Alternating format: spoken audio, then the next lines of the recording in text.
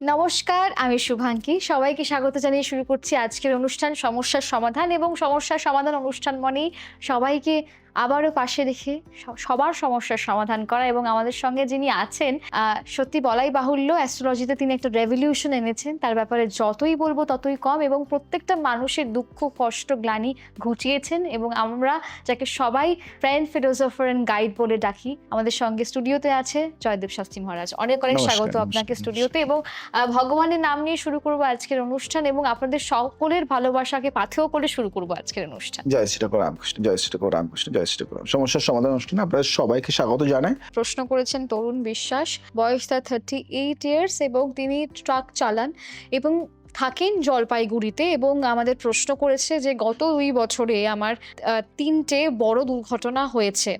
একবার ট্রাক উল্টেছে, একবার আগুন লেগেছে, আরেকবার নদীতে পড়তে পড়তে বেঁচে গেছি। প্রতিবারই অলৌকিকভাবে বেঁচে গেছি। গ্রামের মানুষ বলছে আমার উপর মৃত্যু তাড়া করছে। আমার স্ত্রী ভয়ে আধমরা। আমি কি ট্রাক চালানো ছেড়ে দেব? এটা কি কারো তন্ত্রের কাজ? প্রথমে একটা কথা বলি, তরুণবাবু 3টে দুর্ঘটনা এবং 3বারই বেঁচে ফিরেছেন। জানেন এর মানে কি? এর মানে মৃত্যু আপনাকে তাড়া করছে না। এর মানে হলো মৃত্যু আপনার কাছে 3বার এসে ফিরে গেছে। কারণ আপনার সময় এখনো শেষ হয়নি। যাকে ঈশ্বর বাঁচান তাকে তিনি কারণে বাঁচান। আপনার বেঁচে থাকার পেছনে একটা উদ্দেশ্য আছে, সেটা কি সেটা জানা দরকার। আমি যদি জ্যোতিষ বিশ্লেষণ করি, অষ্টম ভাব মঙ্গল ও রাহু মৃত্যুর মুখ থেকে বারবার ফেরার রহস্য। আপনার অষ্টম ভাবে মঙ্গল ও রাহু একসাথে হয়তো আছে। অষ্টম ভাব হলো মৃত্যু, দুর্ঘটনা এবং আকস্মিক বিপদের ঘর। মঙ্গল আগুন ও দুর্ঘটনার গ্রহ, রাহু আকস্মিকতার গ্রহ। এই দুইয়ের সম্বন্ধে বারবার দুর্ঘটনা স্বাভাবিক। কিন্তু একটা রহস্যের কথা বলি, অষ্টম ভাবে মঙ্গল থাকলে দুর্ঘটনা হয়, কিন্তু একই সাথে এই অবস্থান মানুষকে দীর্ঘ আয়ু দেয়। কারণ যে মানুষের কুণ্ডলিতে অষ্টম ভাব শক্তিশালী, সে মানুষ মৃত্যুর কাছ থেকে বারবার ফিরে আসে। আপনি তার জীবন্ত প্রমাণ। লগ্নে শুভ গ্রহের অবস্থান, ঈশ্বরের হাত আপনার মাথায়। আপনার লগ্নে বৃহস্পতির দৃষ্টি আছে, তিনি আপনাকে রক্ষা করছেন। তিনটা দুর্ঘটনার আপনি বেঁচেছেন। এটা কোনো কাকতালীয় ঘটনা নয়, এটা বৃহস্পতির ছত্র ছায়া। কারো তন্ত্রের কাজ কি সত্যি কথা? তন্ত্রের প্রশ্নে সরাসরি বলছি, আপনার কুণ্ডলী দেখে মনে হচ্ছে এটা তন্ত্রের প্রভাব নয়, এটা গ্রহের প্রভাব। কিন্তু গ্রহ দুর্বল থাকলে তন্ত্রের প্রভাব সহজে আসে। তাই গ্রহ শক্তিশালী করলে তন্ত্র হোক বা না হোক বিপদ কমবে। একটা কাহিনী বলি। মার্কণ্ডেয়র মৃত্যুঞ্জয়। মার্কণ্ডেয় ঋষির জন্মের সময় জ্যোতিষীরা বলেছিলেন এই শিশু মাত্র 16 বছর বাঁচবে। পিতামাতা শোকে ভেঙে পড়লেন, কিন্তু মার্কণ্ডেয় ছোট থেকেই শিবের ভক্ত ছিলেন। প্রতিদিন শিবলিঙ্গের সামনে বসে পুজো করতেন। 16 বছরে যমরাজ এলেন। মার্কণ্ডেয় তখন শিবলিঙ্গ আঁকড়ে ধরে পুজোয় বসে আছেন। যমরাজ পাশ ধারে টেনে নিয়ে যাওয়ার চেষ্টা করলেন, কিন্তু তিনি শিবলিঙ্গ ছাড়লেন। শিব স্বয়ং আবির্ভূত হলেন, যমরাজকে বললেন এই ভক্ত আমার, একে ছুঁয়ো না। মার্কণ্ডেয় চিরজীবী হলেন। তরুণবাবু, আপনি 3বার মৃত্যুর মুখে গেছেন এবং ফিরেছেন। এটাই প্রমাণ করছে ঈশ্বর আপনাকে ধরে রেখেছেন। কিন্তু মার্কণ্ডেয়ের মতো আপনাকে ঈশ্বরকে আঁকড়ে ধরতে হবে, তাহলে চতুর্থ দুর্ঘটনা আর হবে না। তাই আপনাকে একটা কথা বলি, একটা প্রতিকার দিই। মহামৃত্যুঞ্জয় মন্ত্র প্রতিদিন ট্র্যাকে ওঠার আগে 3বার ওং ত্রাম্বাকম যজামহে বলুন। ট্র্যাকের সামনে একটি ছোট শিবলিঙ্গ বা হনুমানের ছবি রাখুন। প্রতিদিন সকালে সেটায় ফুল দিন। রাহু মঙ্গলের প্রভাব কমানো দরকার আপনার। প্রতি মঙ্গলবার মসুর ডাল এবং গুড় কোনো দরিদ্র মানুষকে দান করুন। প্রতি শনিবার কালো তিলের দীপ জ্বালান। এই দুটি প্রতিকার একসাথে রাহু ও মঙ্গলকে শান্ত করে। ট্র্যাক ছাড়বেন কি না? এখনই ছাড়বেন না, কারণ হঠাৎ কাজ ছাড়লে আর্থিক বিপদ আসবে। বরং আগামী 3 মাস বিশেষ সতর্কতায় চালান। রাতের ড্রাইভিং যতটা সম্ভব এড়ান। একটা বার্তা দেবো আপনার জন্য তরুণবাবু, আমি একটু ভিন্ন কথা বলবো। 3টা দুর্ঘটনায় আপনি বেঁচেছেন, কিন্তু প্রতিটা দুর্ঘটনার পরে কি আপনি ভেবেছেন কেন বাঁচলাম? ঈশ্বর যাকে বারবার বাঁচান তাকে তিনি একটা কাজের জন্য বাঁচান। আপনার কুণ্ডলিতে কি লেখা আছে, চতুর্থ বিপদ আসবে কিনা এবং ট্র্যাক ছাড়ার সঠিক সময় কখন, এটা জানতে আপনাকে কন্ট্যাক্ট করতে হবে। আমি আপনার কুণ্ডলিতে দেখব ঈশ্বর আপনাকে কোন কাজের জন্য বাঁচিয়ে রেখেছেন। যাকে ঈশ্বর 3বার মৃত্যুর মুখ থেকে ফিরিয়ে আনেন তাকে তিনি কারণে ফেরান। সেই কারণটা জানুন, তাহলে আর কোনো দুর্ঘটনা হবে না। কারণ যে নিজের উদ্দেশ্য জানে তার পথে মৃত্যু দাঁড়ায় না, তাই তো? একদমই তাই। যাব পরের প্রশ্নে। শ্রীমতী মধুমিতা রায় প্রশ্ন করেছে, বয়স তার 26 বছর। তিনি কলেজে পড়েন, কলেজ স্টুডেন্ট এবং টিউশনি করেন। বীরভূমে থাকেন এবং বলছে, আমি আর আমার প্রেমিক 3 বছর ধরে একসাথে আছি, কিন্তু সে অন্য জাতের। 2 বাড়িতেই রাজি নেই। আমরা দুজনেই চাই বিয়ে করতে, কিন্তু ভয় আছে বিয়ের পর কি সুখী হব। আমার মা বলছেন কুণ্ডলী না মিললে সংসার টিকবে না। আমার প্রেমিকের কুণ্ডলী আমার সাথে মিলবে কি জানতে চেয়েছি আপনার কাছে। প্রথমে একটা কথা বলি মধুমিতা দেবী, আপনি জিজ্ঞেস করছেন কুণ্ডলী মিলবে কি, কিন্তু আপনাকে একটু ভিন্নভাবে দেখাই। আমি আপনাকে একটু ভিন্নভাবে দেখাই। জ্যোতিষশাস্ত্রে কুণ্ডলী মিলান হলো 8টি গুণের সম্বন্ধে, যাকে বলে অষ্টকূট মিলান। এই 8 গুণের মধ্যে সবচেয়ে গুরুত্বপূর্ণ হলো নারী এবং গ্রহ মৈত্রী। নারী মিললে শারীরিক সামঞ্জস্য হয়, গ্রহ মৈত্রী মিললে মানসিক সামঞ্জস্য হয়। কিন্তু শাস্ত্রে আরেকটি কথা আছে যেটা অনেকে বলেন না, প্রেম যদি সত্যিকারে হয় তাহলে গ্রহ অনুকূল হয়ে যায়। জানো, জানতে হবে তো এগুলি। আমি যদি জ্যোতিষ বিশ্লেষণে যাই, 7ম ভাবে শুক্র চন্দ্রের দৃষ্টি প্রেমের গভীরতা প্রমাণ করেছে। আপনার 7ম ভাবে শুক্র আছেন এবং চন্দ্র দৃষ্টি কি দিচ্ছেন। শুক্র প্রেমের গ্রহ, চন্দ্র আবেগের গ্রহ। এই দুইয়ের সমন্বয় মানে আপনার প্রেম গভীর ও সত্যিকারের। এই প্রেম খানিক নয়। বৃহস্পতির দৃষ্টি মানে বিয়ের যোগ আছে।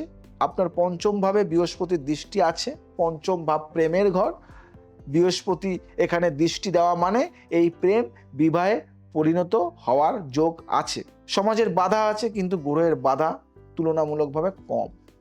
আমি যদি রাহুর প্রভাব বিচার করি তাহলে পারিবারিক বিরোধের কারণ। আপনার 3য় ভাবে রাহু আছেন, যিনি পরিবারের সাথে মতবিরোধের কারণ। রাহু যতদিন এই অবস্থায় থাকবেন পরিবারের সম্মতি পাওয়া কঠিন। আমি একটা কাহিনী বলি, পুরাণের এক কাহিনী বলি। পুরাণে একটা প্রেমের গল্প আছে, দেবযানী ও কচের গল্প, যেটা সবাই জানেন না। দেবযানী ছিলেন শুক্রাচার্যের মেয়ে, অর্থাৎ অসুর গুরুর কন্যা। কচ ছিলেন বৃহস্পতির ছেলে, অর্থাৎ দেবগুরুর পুত্র। 2 বিপরীত পক্ষ। দেবযানী কচকে ভালোবেসে ফেললেন, কিন্তু কচ ফিরে গেলেন। সামাজিক কারণে এই প্রেম সফল হলো না। দেবযানী কাঁদলেন, কিন্তু পরবর্তীতে তিনি রাজা যযাতিকে বিয়ে করেন এবং সুখী হলেন। এই গল্পের শিক্ষা হলো, কোনো প্রেম যদি বাধার মুখে পড়ে তার 2টো পথ আছে, হয় বাধা পার হওয়া, নয়তো নতুন পথ খোঁজা। কিন্তু কাঁদতে কাঁদতে বসে থাকা এটা কোনো পথ নয়। মধুমিতা দেবী, আপনার পথ কোনটা সেটা গ্রহ নির্ধারণ করবে, কিন্তু গ্রহ না দেখে সিদ্ধান্ত নেওয়াটা অন্ধকারে হাঁটার মতো। আমি যদি একটা প্রতিকার দিই আপনাকে, পারিবারিক সম্মতি পাওয়ার সাধনা দেব। প্রতি শুক্রবার মা লক্ষ্মীর সামনে 5টি সাদা ফুল রাখুন। ওং শ্রীং মহালক্ষ্মে নমঃ 108 বার জপ করুন এবং মনে মনে বলুন, আমার পরিবারের মন নরম হোক। এই সাধনা পারিবারিক বিরোধ কমায়। সম্পর্ক মজবুত করার একটা তন্ত্র বলি। দুজনে মিলে একই মন্দিরে গিয়ে একসাথে প্রণাম করুন। এই একটি কাজ আপনাদের বন্ধনকে দৈবীভাবে স্বীকৃত দেয়। রাহুর প্রভাব কমানো। প্রতি বুধবার নীল ফুল দিয়ে রাহুর পূজা করুন। পারিবারিক বাধা ধীরে ধীরে কমতে শুরু করবে। একটা বার্তা দেব আপনার জন্য। মধুমিতা দেবী, আপনার মা বলছেন কুণ্ডলী না মিলিয়ে সংসার টিকবে না। মায়ের কথা ফেলনা নয়, কিন্তু কুণ্ডলী মেলানো মানে শুধু অনলাইনে নাম দিয়ে গুণ মেলানো নয়। কুণ্ডলী দেখতে হয় গভীরভাবে। আপনার 7ম ভাব, তার 7ম ভাব, দুজনের নবাংশ কুণ্ডলী এবং সবচেয়ে গুরুত্বপূর্ণ নারী দোষ আছে কিনা এটা জানতে দুজনের জন্ম তারিখ ও সময় নিয়ে একবার কন্ট্যাক্ট করুন। আমি বলবো এই বিয়ে হবে কি না হবে, হলে কখন এবং সংসারের সুখের হবে কি না, তারপর সিদ্ধান্ত নিন। প্রেম সত্যিকারের হলে গ্রহ পথ দেখায়, বাধা দেয় না, কিন্তু পথ জেনে চলা আর অন্ধকারে ছোটা দুটোর মধ্যে পার্থক্য আছে। চোখ খোলা রেখে ভালোবাসুন, ভালো অবশ্যই বাসুন, কিন্তু চোখটা খোলা রাখতে হবে, তাই তো? একদমই। যাব পরের প্রশ্নে। শ্রী হরিপদ বেরা প্রশ্ন করেছেন, বয়স 62 ইয়ার্স এবং অবসরপ্রাপ্ত কৃষক এবং বাড়ি সুন্দরবনে। বলছে, আমার 2 ছেলে দুজনেই আলাদা হয়ে গেছে। আমি আর আমার বউ একা থাকি। ছোট ছেলে শহরে, বড় ছেলে পাশের গ্রামে, কিন্তু কেউ দেখতে আসে না। মাঝে মাঝে মনে হয় বেঁচে থেকে কি লাভ? বয়স হয়েছে, শরীর খারাপ, টাকা নেই। ঈশ্বর কি এই বয়সে আমাকে একা ফেলে দিলেন? প্রথমে একটা কথা বলি, হরিপদ বাবু, আপনি বললেন বেঁচে থেকে কি লাভ। এই কথাটা শুনে আমার বুক ভারী হয়ে গেল। জানেন, এই কথাটা শুধু আপনি বলছেন না, ভারতের লক্ষ লক্ষ বৃদ্ধ মানুষ প্রতিদিন রাতে একা শুয়ে এই কথাটা ভাবেন। সন্তান মানুষ করলেন, জমি চষলেন, সংসার গড়লেন, আর শেষে পেলেন একাকিত্ব। কিন্তু আমি আপনাকে আজ একটা কথা বলবো, ঈশ্বর আপনাকে একা ফেলেননি, আপনার সন্তানরা আপনাকে একা ফেলেছে। এই দুটো কথা আলাদা। আমি যদি জ্যোতিষ বিষয়ে যাই, চতুর্থভাবে শনি বার্ধক্যে একাকিত্বের কারণ। আপনার চতুর্থভাবে শনি আছেন, চতুর্থভাবে ভাব হলো ঘর, পরিবার ও মাতৃসুখের ঘর। শনি এখানে মানে বার্ধক্যে পারিবারিক সুখ কম। এটা আপনার কপালের দোষ নয়, এটা শনির প্রভাব। কিন্তু শনি সবসময় এই কষ্ট দেন না, একটা নির্দিষ্ট সময় পরে তিনি সরে যান। পঞ্চম ভাবে রাহু মানে সন্তান কেন দূরে? আপনার পঞ্চম ভাবে রাহু আছেন, পঞ্চম ভাব সন্তানের ঘর। রাহু এখানে মানে সন্তানরা পিতামাতার থেকে মানসিকভাবে দূরে সরে যায়। এটা তাদের খারাপ স্বভাব নয়, এটা গ্রহের প্রভাব। তারা নিজের জীবনে এতটাই ব্যস্ত হয়ে পড়ছে যে পিছনে তাকানোর সময় পাচ্ছে না। নবম ভাবে বৃহস্পতি, ঈশ্বর আপনার সাথে আছেন, কিন্তু আপনার নবম ভাবে বৃহস্পতি আছেন, এটা অত্যন্ত শুভ। নবম ভাব ভাগ্য ও ঈশ্বরের ঘর। বৃহস্পতি এখানে নাম মানে ঈশ্বর, বৃহস্পতি এখানে মানে ঈশ্বর নিজে আপনার পাশে আছেন। সন্তান না থাকলেও ঈশ্বর আছেন। আমি একটা কাহিনী বলি, শ্রবণ কুমারের পিতা মাতা। রামায়ণে একটা ছোট্ট গল্প আছে, যেটা শ্রবণ কুমারের গল্প। শ্রবণ কুমার অন্ধ, পিতা মাতাকে কাঁধে করে তীর্থ করাতেন। একদিন দশরথের তীরে তিনি মারা গেলেন। তার অন্ধ পিতামাতা জলের অপেক্ষায় বসে রইলেন। দশরথ নিজে গিয়ে সংবাদ দিলেন। সেই বৃদ্ধ পিতা মাতা শুধু একটাই কথা বলছিলেন, আমার ছেলে গেছে, আমরাও যাব। কিন্তু যে পিতামাতাকে কষ্ট দেয় সেও একদিন এই কষ্ট পাবে। এটা অভিশাপ ছিল না, এটা শাস্ত্রের নিয়ম। পিতামাতাকে কষ্ট দেওয়ার ফল সন্তানকে ভোগ করতেই হয়। হরিপদ বাবু, আপনার ছেলেরা আজ আপনাকে একা রেখেছে, এটা তাদের ভুল, এবং এই ভুলের ফল একদিন তারাও পাবে। এটা আপনি না চাইলেও হবে, এটাই কর্মের নিয়ম। কিন্তু আপনি শ্রবণ কুমারের পিতামাতার মতো শেষ নন। আপনার নবম ভাবে বৃহস্পতি আছেন, তিনি বলছেন আপনার জীবনে এখন ভালো সময় বাকি আছে, এখনো ভালো সময় বাকি আছে। তন্ত্রে কিন্তু এর প্রতিকার আছে, জানেন। ঈশ্বরের সাথে সংযোগ স্থাপনের সাধনা।